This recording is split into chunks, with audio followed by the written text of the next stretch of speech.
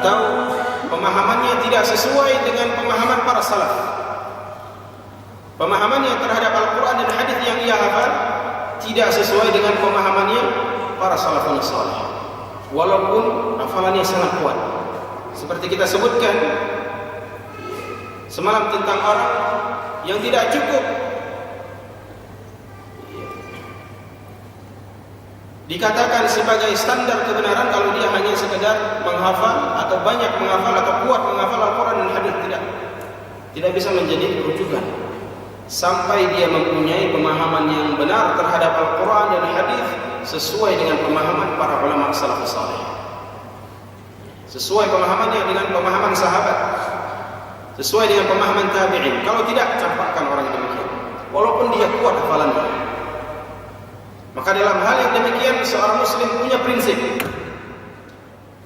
seorang ahlu sunnah punya prinsip hidup.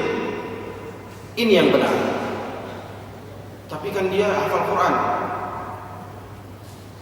tapi kan dia hafal hadis, walaupun dia kuat hafalannya, banyak hafalannya. Maka kita katakan menghafal Al-Quran baik, bagus,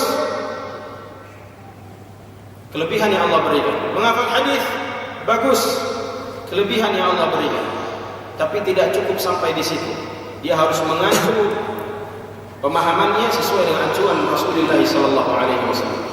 Maka orang walaupun dia menghafal Quran 30 juz, menghafal semuanya, dia membaca ayat tahu itu ayat berapa, surat mana, posisinya di mana, membaca hadis tahu riwayat siapa, dalam kitab apa, nomor berapa hadisnya, cetakannya apa, semua dia tahu. Terkadang itu tidak cukup sampai dia memahami dari hadis yang ia bacakan atau yang ia hafal sesuai dengan pemahaman salafus saleh.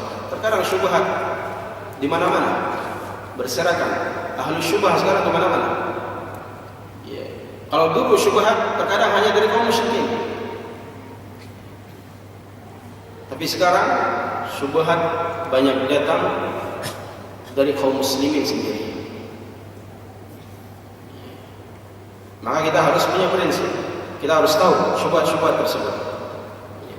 Bahkan syubhat-syubhat yang sekarang ini muncul, syubhat-syubhat yang dulunya syubhat itu dari kaum musyrikin, diambil sama orang sekarang dan dijadikan senjata, dan dia mengobok-obok dan menghancurkan akidah kaum muslimin. Ini harus diperhatikan.